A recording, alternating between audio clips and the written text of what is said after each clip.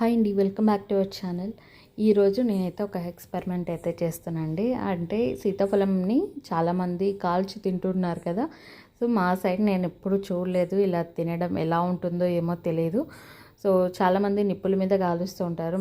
మాకు అవైలబుల్ లేదు కాబట్టి ఈ విధంగా నేను గ్యాస్ మీద కాలుస్తున్నాను.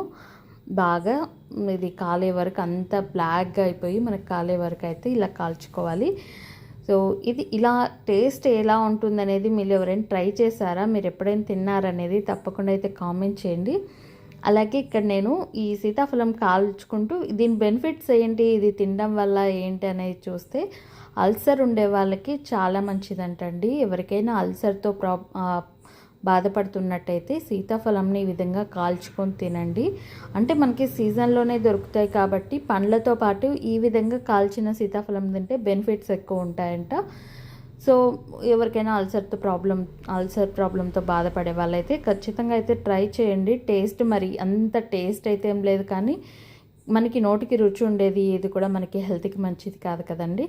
సో నోటికి రుచి లేదంటే అది మన హెల్త్కి కూడా మంచిగానే ఉంటుంది కాబట్టి ఒకసారి అయితే ట్రై చేయండి. ఇది కాల్చిండేది తినడం వల్ల ఏమంటే డైజెషన్ ప్రాబ్లమ్ని కూడా మనకి ఇంప్రూవ్ చేస్తుందంట. సో మీలో ఎంతమంది ఇలా కాల్చుకున్న సీతాఫలం తిన్నారనేది కామెంట్ చేయండి.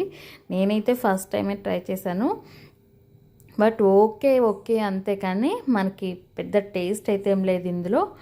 సో మీలో ఎంతమందికి ఇష్టం ఇలా అనేది తప్పకుండా కామెంట్ చేయండి. నేనైతే ఫస్ట్ టైం కదా, సో కొంచెం డిఫరెంట్గానే ఉండింది. సో మీకు ఈ వీడియో నచ్చితే, యూస్ఫుల్ అనిపిస్తే లైక్ చేయండి, షేర్ చేయండి. అలాగే మన ఛానల్ని సబ్స్క్రైబ్ చేసుకొని డైలీ ఫాలో అవుతుండండి. Thank you so much.